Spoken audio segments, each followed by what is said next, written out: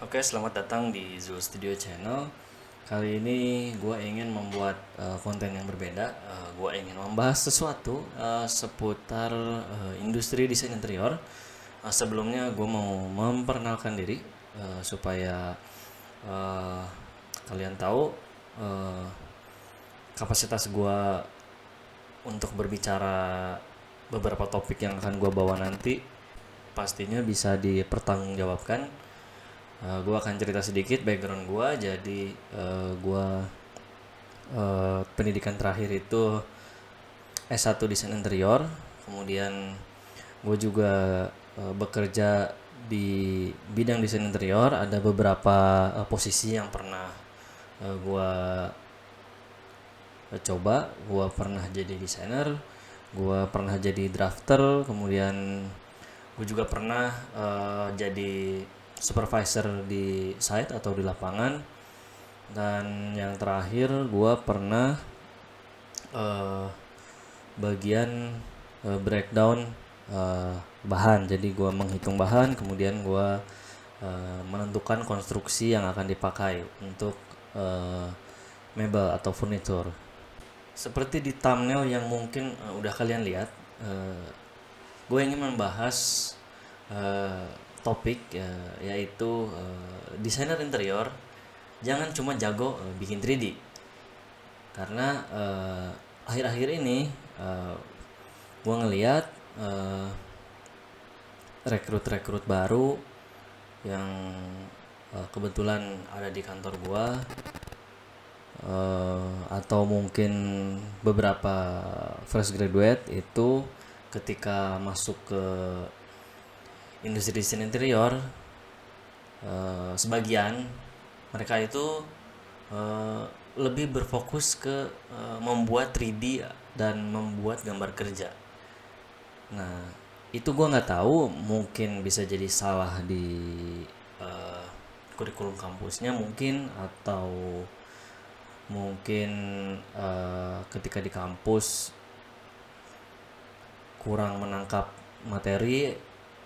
Dan jujur itu juga dialami oleh gue sendiri gitu. Ketika gue lulus, ternyata pengetahuan gue itu kurang banget. Jadi gue cuman bisa bikin 3D, bisa ngerender, bisa bikin gambar kerja, tapi ketika ditanya hal-hal teknis, ketika desain yang gue gambar itu akan direalisasikan, ternyata sulit gitu. Karena gue cuma bisa bikin 3D bagus, cakep, di render dengan variasi lampu, variasi material, eh, bentuk-bentuk dinamis, dan segala macam lah pokoknya, wah gitu desainnya. Ternyata pas akan direalisasikan ternyata sulit. Dan alhasil ya akhirnya ketika direalisasikan ya desainnya malah banyak dikompromi gitu. Karena gua kurang pengetahuan di konstruksi dan teknis, ya akhirnya apapun kata kontraktor atau apapun kata pelaksana ya gue nurut, karena ya gue nggak ngerti. Dan seharusnya gue bisa mempertahankan desain gue gitu. Ketika desain yang sudah capek-capek gue pikirin, gue gambar, itu harus direalisasikan gitu. Karena ya pada akhirnya kan desain yang kita rancang sedemikian rupa itu kan pada akhirnya harus dibangun, harus dibikin gitu, harus eh, dipasang di sebuah ruangan gitu, dan tentunya akan dipakai oleh user gitu. Bukan cuman hanya sekedar di layar, hanya sekedar 3D yang cantik gitu, yang dirender sedemikian rupa realistik. Nggak kayak gitu, karena ya pada akhirnya akan dibangun, akan dibuild dan dipakai oleh user atau oleh klien kita. Jadi eh, memang bagus punya desain eksploratif gitu, punya desain yang sangat dinamis, yang sangat eksploratif, sangat eksperimental, itu bagus banget. Jadi desain itu yang nggak monoton gitu, sebenarnya bagus. Cuman seharusnya dibarengi juga dengan pengetahuan konstruksi dan teknis yang mumpuni, supaya ya tadi yang gue udah cerita, ketika direalisasikan tidak harus dikompromi gitu. Dan pada akhirnya itu akan menyulitkan kita sendiri sebagai desainer gitu. Jadi nanti ketika dikompromi kita harus ACC ulang ke klien, harus menjelaskan ke klien, dan gak mungkin dong kita bilang aduh ini desain dirubah karena konstruksinya ternyata nggak bisa dibuat, kan jadi kurang profesional gitu ketika desainnya direvisi, apalagi direvisi ketika mau direalisasikan gitu. Itu kan sangat tidak profesional gitu. Makanya penting buat para desainer interior itu untuk memahami beberapa keilmuan-keilmuan lain selain dari membuat 3D atau bikin gambar kerja atau sekedar estetika saja gitu. Estetika memang penting, tapi ada hal-hal lain juga yang harus dipahami, dan menurut gua ketika gue lulus gue sangat kurang sekali gitu akan pemahaman tersebut. Makanya di sini gue mau coba kasih tahu, mau coba sharing apa aja sih sebenarnya yang harus dipahami gitu untuk berkarir di industri desain interior gitu.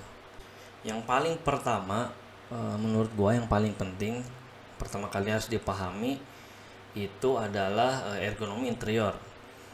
Karena desain yang kita rancang itu kan pasti akan dipakai oleh user ya. User itu siapa ya? Manusia. Makanya kita perlu memahami yang namanya ergonomi interior ya. Buat pengertian bakunya ya kalian bisa Google lah. Cuman intinya ketika kalian memahami ergonomi interior, kalian itu akan paham bahwa desain yang kita rancang itu akan nyaman digunakan oleh user atau gimana ya, jadi ketika user atau klien atau owner itu melakukan aktivitas di ruangan yang kita rancang, mereka itu harus merasa nyaman, tidak terganggu. Segala aktivitas dari user itu harus bisa dikoordinir oleh desain yang kita rancang gitu.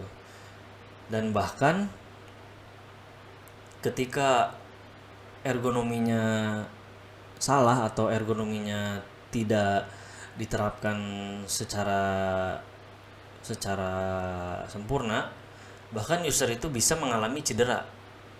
Karena ergonomi itu sangat erat berkaitan dengan kenyamanan manusia ya dalam beraktivitas di sebuah ruangan atau di sebuah fasilitas. Karena gue juga sering menemukan kesalahpahaman dalam memahami ergonomi interior. Jadi ergonomi interior itu biasanya hanya sebagai hafalan. Hanya sebagai hafalan itu misalnya kayak gini. Misalkan meja kerja tingginya 75 cm. Nah tapi kan nggak semua orang itu bisa nyaman di, memang itu ya itu udah standar banget sih. Jangan meja deh, misalkan sirkulasi island dan pantry misalkan sirkulasi itu kan biasanya 100 atau 60 cm. Nah itu kan sebenarnya harus disesuaikan secara personal gitu dengan klien. Jadi jangan cuma hafalan, oke, meja tingginya 75, oke, countertop dapur 85. Jadi ya hafalan-hafalan itu bisa untuk membantu dalam proses desain, dalam proses perancangan awal, tapi lebih baik dipersonalisasikan dengan kegiatan atau aktivitas dari user yang akan memakai desain kita gitu.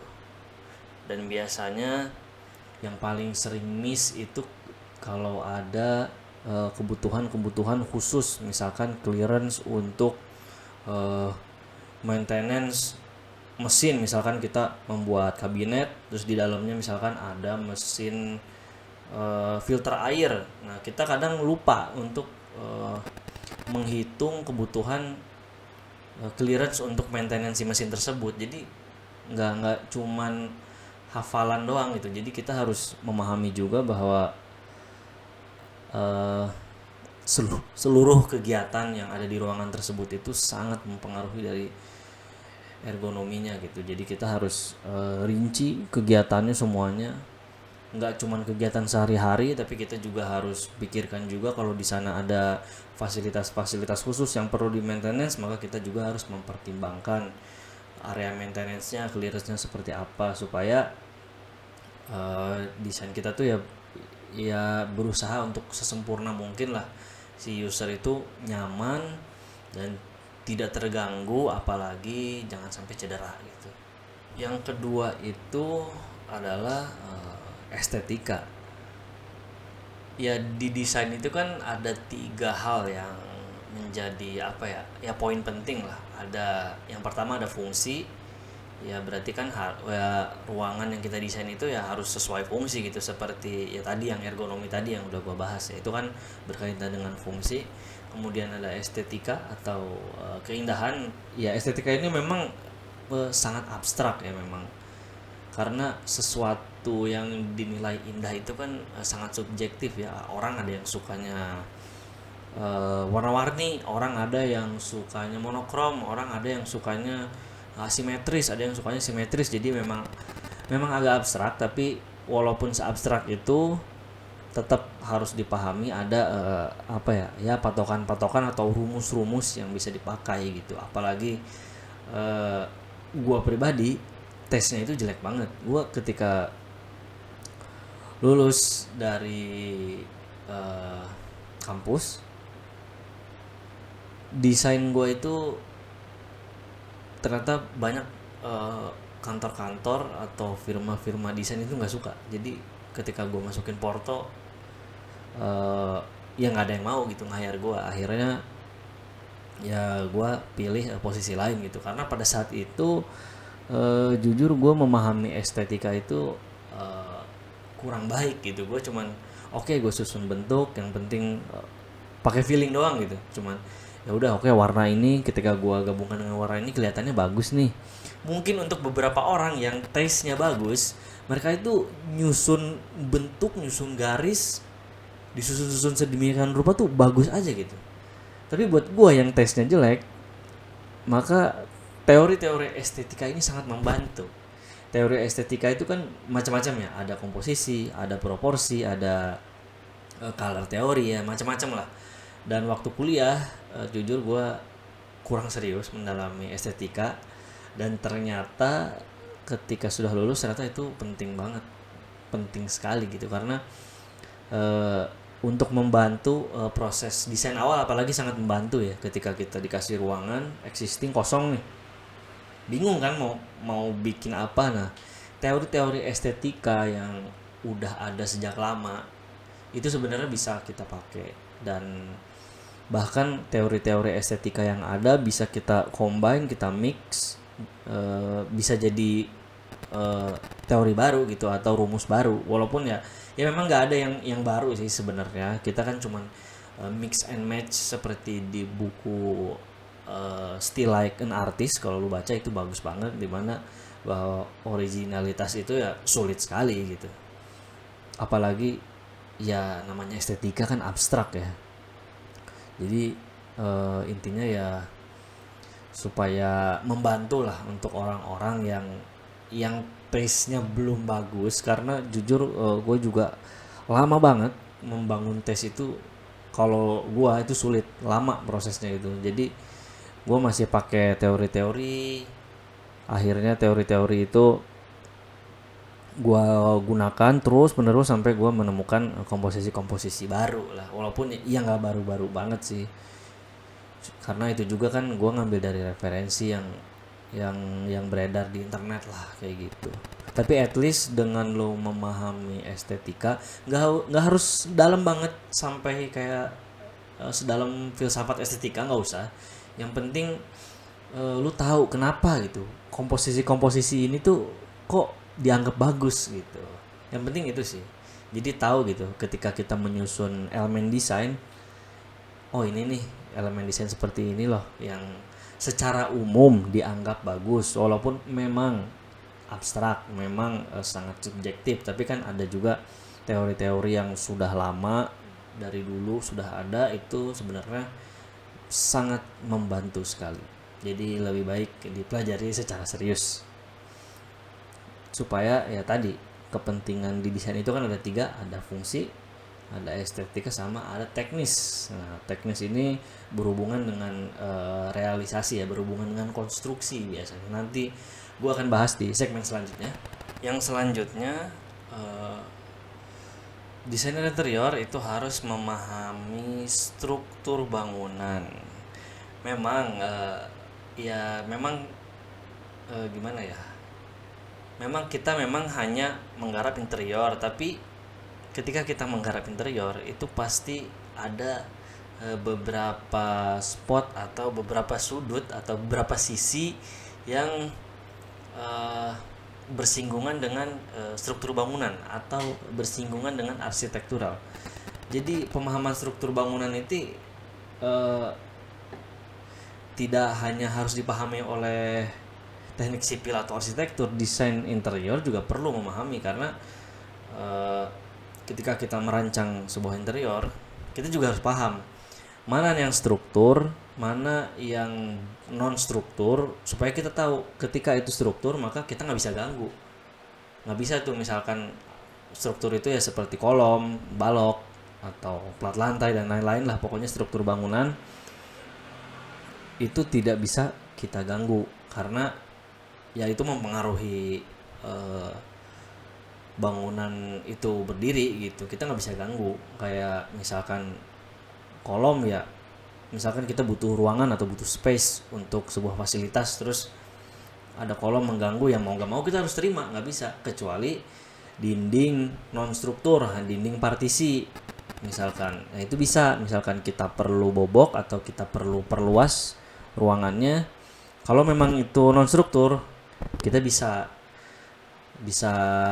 bongkar gitu. Karena jangan sampai ketika kita merancang kita tidak aware, kita nggak tahu, kita nggak concern kalau ada struktur di situ, kemudian kita hajar aja, kita desain, akhirnya ya ketika kita ketemu sama kontraktor atau ketika sama pelaksana,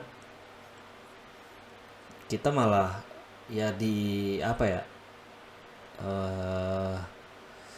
dibalikin lagi gitu desainnya gitu, kayak loh kok ini kan struktur, masa kamu mau bongkar? Nah, jangan sampai kayak gitu. Nanti balik lagi ke masalah yang gue sampaikan sebelumnya, ketika realisasi desain kita dikompromi. Nah itu jangan sampai kejadian, karena ya itu akan panjang sekali gitu. Ketika gambar udah keluar kemudian revisi, nah itu panjang sekali prosesnya. Kita harus balik lagi ke klien, kita meeting lagi, kita ACC lagi ke klien. Nah itu percaya itu malesin banget. Mending dari awal kita harus paham mana struktur, mana non struktur, mana yang bisa dibongkar atau bisa dirubah, mana yang nggak bisa kita rubah, kayak gitu sih.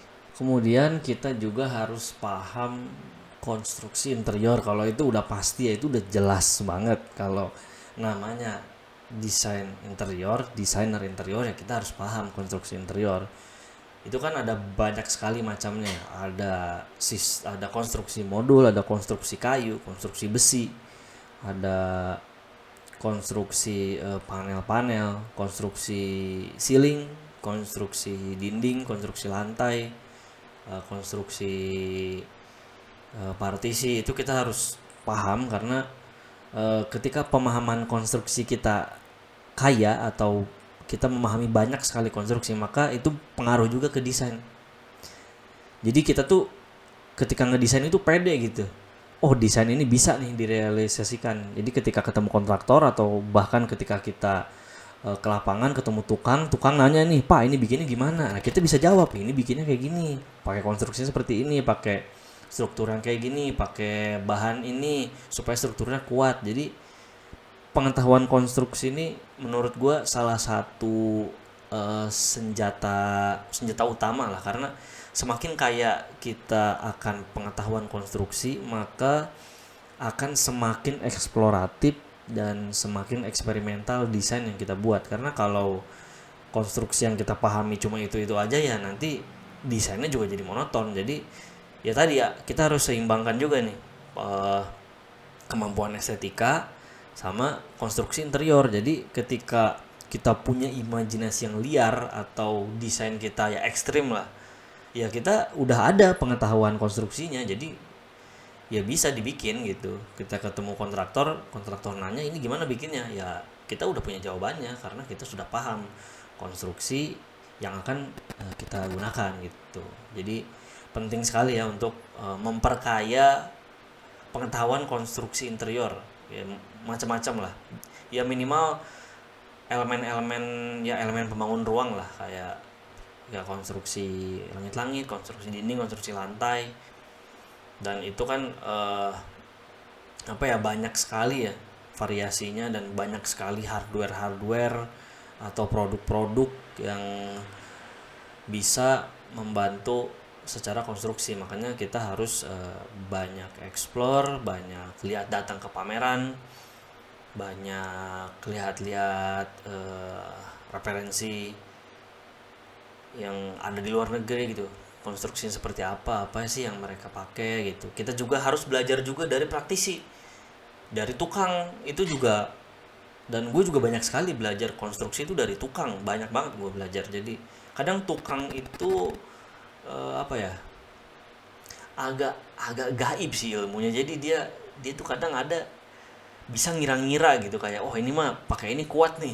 Awalnya gue juga nggak percaya gitu, tapi pas dicobain wah ternyata bisa. Nah itu kadang ada hal-hal yang konstruksinya itu kayak kayak di luar apa ya, di luar ilmu fisika lah, tapi bisa gitu dipakai. Dan itu lu nggak bisa dapet kalau cuman diem doang di kantor atau diem doang di depan komputer gitu. Jadi silahkan diperkaya supaya desain yang kalian rancang itu nggak monoton, nggak itu aja kayak gitu. Selanjutnya yang kalian harus pahami itu ada namanya MEP atau Mechanical, Electrical, dan Plumbing. Nah, Mechanical, Electrical, Plumbing itu sangat erat berkaitan dengan pekerjaan sipil ya. Walaupun kita interior tapi kita harus paham. Karena ya minimal kan kita bikin interior pasti kan kita ada pencahayaan ya, ada lampu, ada ambience light, ada task lighting, ada general light. Nah, itu kan pasti ada instalasinya.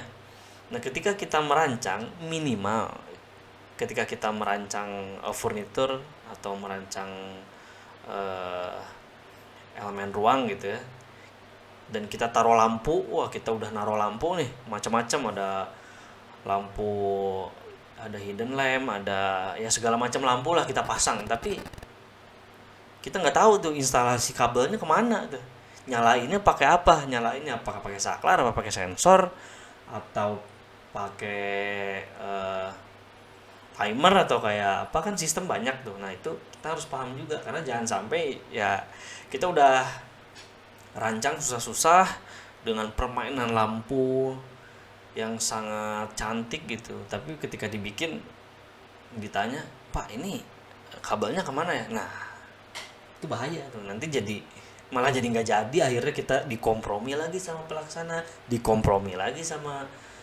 kontraktor, dikompromi lagi sama tukang listrik. Nah jangan sampai kayak gitu.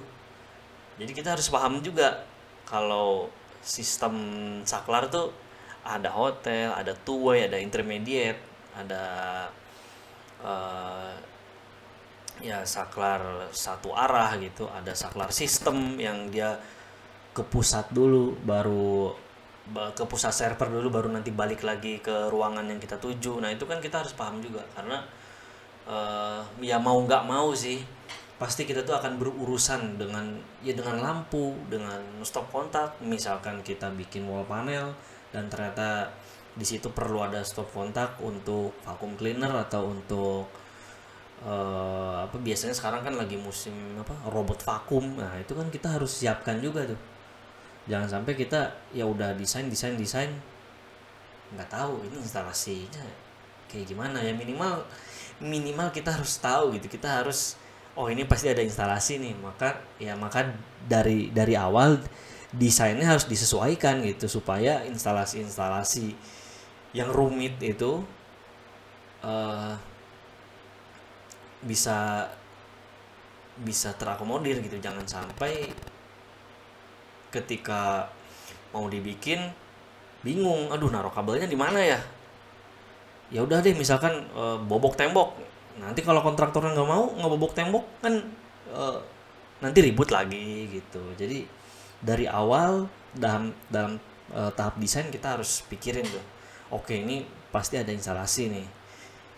Dan gak cuma lampu ya, ini kan ada mechanical, electrical, dan plumbing. Plumbing itu kan berurusan dengan air ya. Ya misalkan kita desain biasanya di WC sih, atau di pantry, atau di mana lagi ya.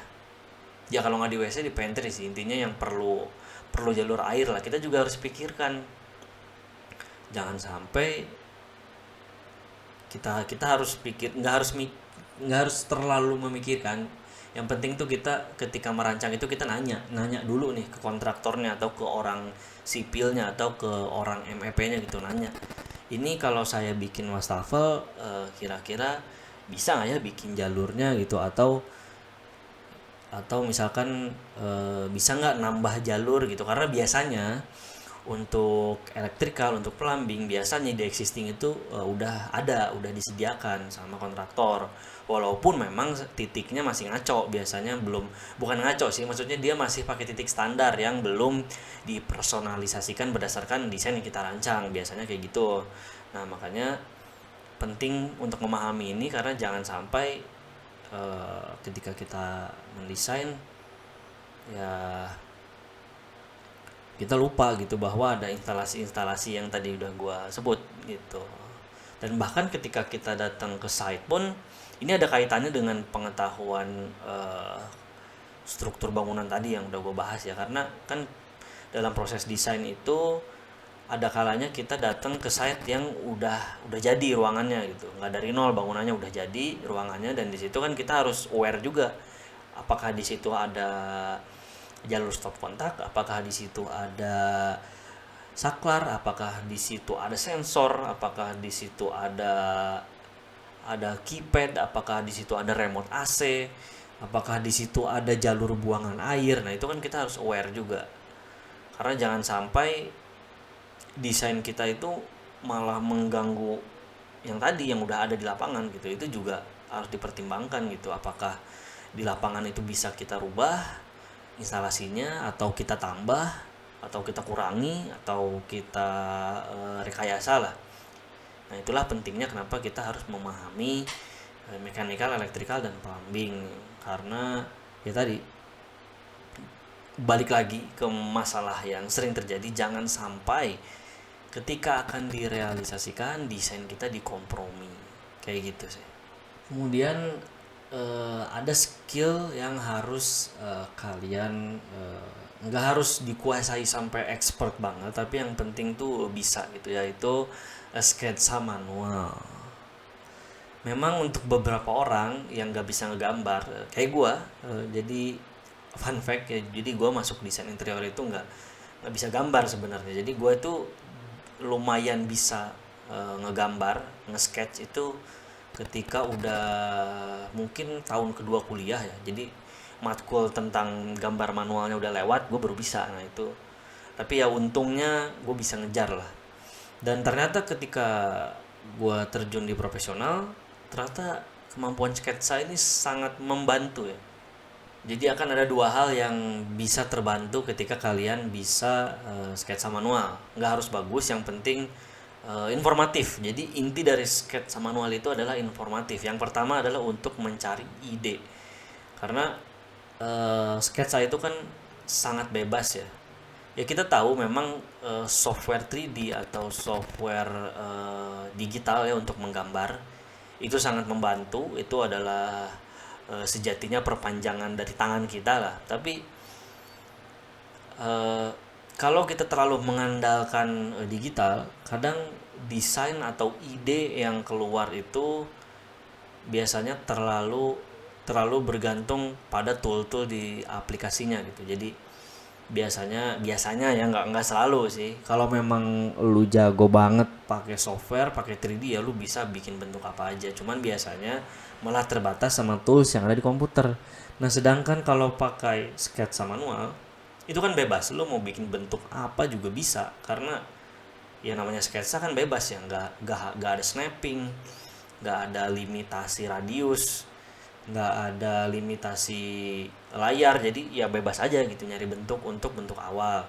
Dan yang kedua, untuk supervisi atau revisi di lapangan itu sangat sangat sangat membantu sekali, karena nggak mungkin ya lu tuh desainer cuman diem doang di kantor, karena lu nggak akan bisa tahu desain lu itu berhasil atau enggak kalau nggak didatengin ke lapangan gitu. Dan biasanya walaupun kita udah rancang sedemikian rupa, kita udah rancang dengan sangat teliti di gambar kerja sudah sangat teliti, kadang ketika dibikin di lapangan ternyata tidak sesuai ekspektasi. Nah, dan mau gak mau itu kita harus revisi di lapangan, karena pada saat itu mungkin tukangnya lagi kerja, dan ada beberapa kasus yang harus direvisi detik itu juga gitu. Jadi nggak bisa kita ke kantor dulu bikin gambar dulu baru balik lagi ke lapangan. Kadang ada kasus-kasus yang memang harus diselesaikan ketika detik itu juga, biasanya berhubungan dengan konstruksi, karena ketika tidak direvisi maka konstruksinya akan gagal dan nanti akan ngerembet ke elemen lain, maka harus direvisi sesegera mungkin. Nah, sketsa manual sangat membantu karena kita bisa bikin gambar kerja langsung live di lapangan. Kita bikin sketsa, yang penting jelas, ada ukuran, ada bentuk yang bisa dipahami oleh teknisi atau oleh tukang. Jadi bisa langsung direvisi tanpa harus balik dulu ke kantor atau tanpa harus buka laptop dulu, bikin dulu, kelamaan gitu. Kadang ada hal-hal yang memang kita harus benar-benar freestyle di lapangan gitu. Dan itu pasti kejadian kayak gitu. Makanya penting buat pakai sketsa, karena nggak mungkin kita cuma pakai kata-kata doang tuh. Memang ada beberapa tukang yang mungkin sudah ahli, sudah puluhan tahun, jadi kita cukup kasih tahu ini harusnya kayak gini, cuman pakai omongan doang bisa.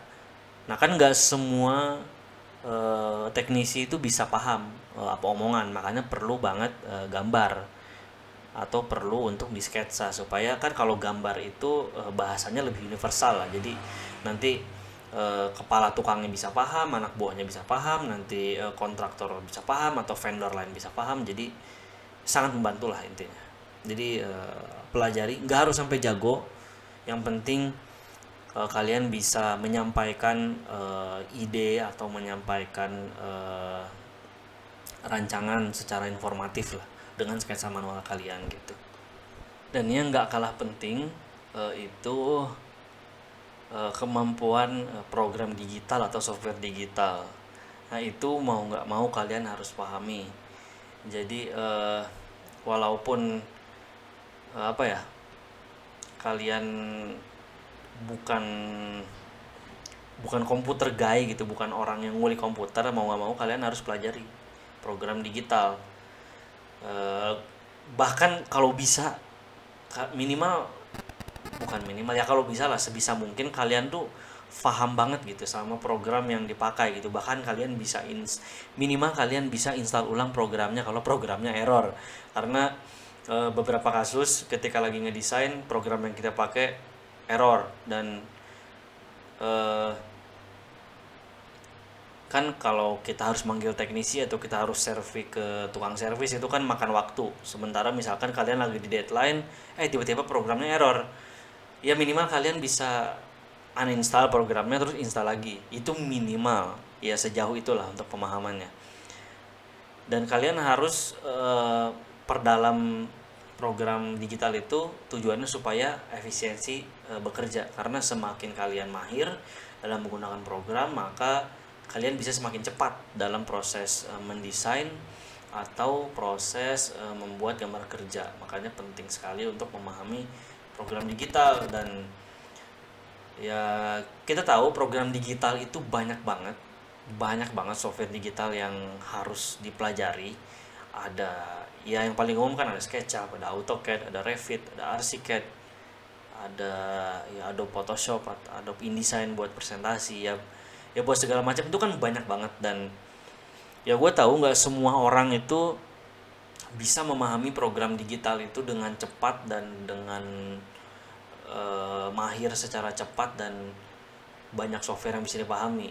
Nah, menurut gua daripada eh, kalian pelajari semua software tapi pada akhirnya nggak kepake, lebih baik untuk awal-awal gua sarankan kalian pilih eh, satu atau dua software yang akan kalian kuasai supaya kalian memahaminya itu dalam gitu, sampai tingkat mahir gitu. Dan cara milihnya, karena kan ada banyak nih, terus kita kan pasti bingung, aduh mau belajar yang mana dulu nih. Nah, cara milihnya kita harus lihat software yang sering dipakai di industri atau di dunia profesional itu software apa. Ya cara yang paling gampang ya kalian buka aja LinkedIn atau Jobstreet atau cari aja di IG, lihat aja lowongan-lowongan kerja yang ada. Itu rata-rata mereka mintanya mahir di software apa. Nah, yang paling banyak permintaannya kalian pelajari. Gitu. Daripada bingung kalian belajar semuanya, karena ya waktu juga kan, kita punya waktu kan yang nggak banyak ya. Kita harus kerja juga, tapi di satu sisi harus sambil belajar juga. Makanya lebih baik pelajari dulu satu atau dua sampai sampai mahir, baru nanti kalau ada waktu ya belajar program lain. Itu pun kalau kalian perlu. Kalau misalkan kalian sudah nyaman di satu program, ya sudah, kalian bisa. Atau bahkan dalam kasus gua, karena gua sangat mendalami gua mendalami SketchUp lah, SketchUp dan SketchUp layout. Bahkan jadi ceritanya gini, gua sedikit cerita. Jadi di kantor gua itu bikin gambar kerja itu pakai aplikasi Vectorworks. Nah, ya pada awalnya gue belajar lah Vectorworks, akhirnya mau nggak mau kan gue harus belajar, karena memang kantornya pakai itu, ya gue belajar. Tapi karena gue punya pemahaman SketchUp yang cukup dalam dan cukup mahir, akhirnya ya gue minta izin ke atasan gue, kayak Pak, saya mau coba kali ini, saya mau bikin pakai SketchUp dan gambar kerjanya pakai SketchUp layout. Dan karena ya gue bisa deliver gambarnya dengan baik, dan karena ya gue cukup mahir di program itu, ya akhirnya ya nggak apa-apa walaupun di kantor itu pakainya Vectorworks, gue pakai SketchUp layout nggak masalah. Karena yang penting kan gambar itu ya bisa dipakai untuk produksi gitu. Jadi menurut gue at least ada satu atau dua program yang benar-benar kalian mahir semahir-mahirnya, karena ketika kalian mahir di suatu program itu ya pasti akan kepake sih. Kemudian ada satu hal juga yang harus kalian pelajari, yaitu adalah manajemen emosi.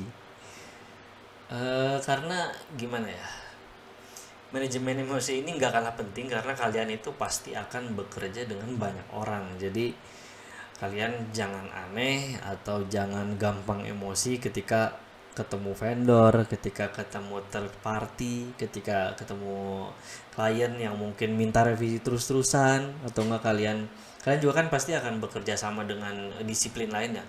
Kalian akan bekerja sama dengan orang sipil, kalian akan bekerja dengan arsitek, kalian akan bekerja dengan orang AC, kalian akan bekerja dengan electrical engineer.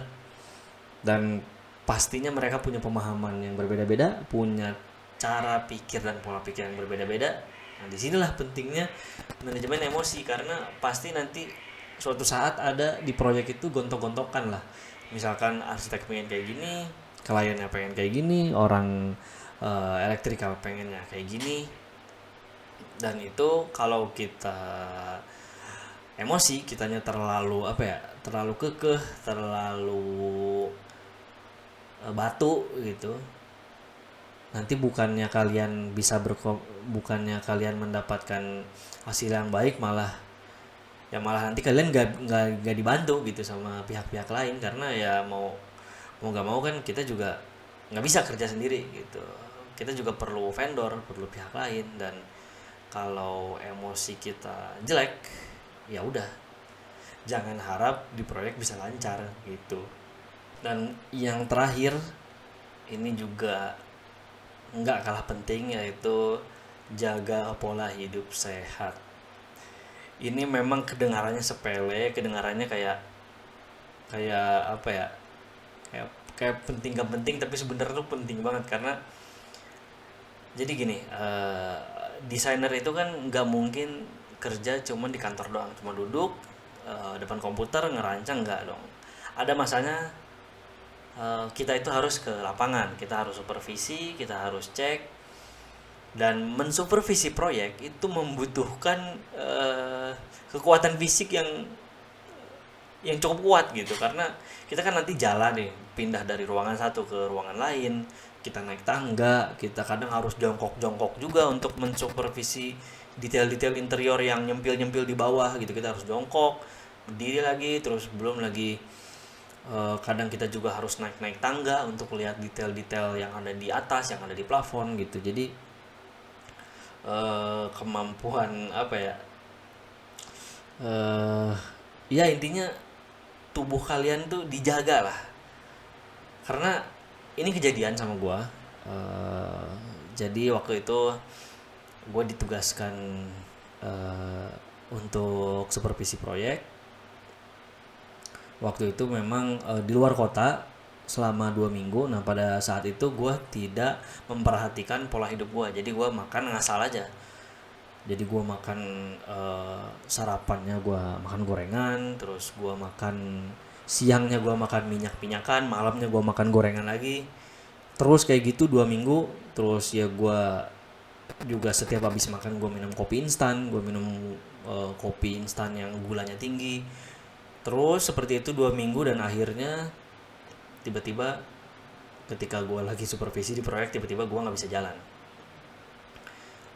Tiba-tiba ya gue digotong sama tukang-tukang yang ada di proyek. Untungnya di sana banyak orang, ada tukang. Akhirnya gue digotong, gue nggak bisa jalan. Ternyata ya gue kena asam urat. Itu tinggi sekali, 10,5 itu tinggi banget. Terus gula darah gue juga naik dan kolesterol gue juga naik, sampai itu kaki gue sakit banget, nggak bisa jalan. Nah itu dari situ gue berpikir, oh ternyata gue harus jaga badan nih. Jadi ya dari situ baru lah, ya namanya udah kejadian ya udah, itu baru gue mikir, baru dari situ gue rajin olahraga, gue jaga makan, bahkan gue puasa juga gitu bahkan. Dan bahkan sebagai konteks ya, dulu gue pernah overweight lah. Waktu itu berat badan gue udah nyentuh 80, dimana berat badan ideal gue tuh harusnya 65, tapi pada saat itu gue 80 ya. Pokoknya kacau lah ya, asam urat, gula darah naik, kolesterol juga, udah lengkap lah pokoknya. Nah dari situ gue belajar ternyata pola hidup sehat itu penting sekali.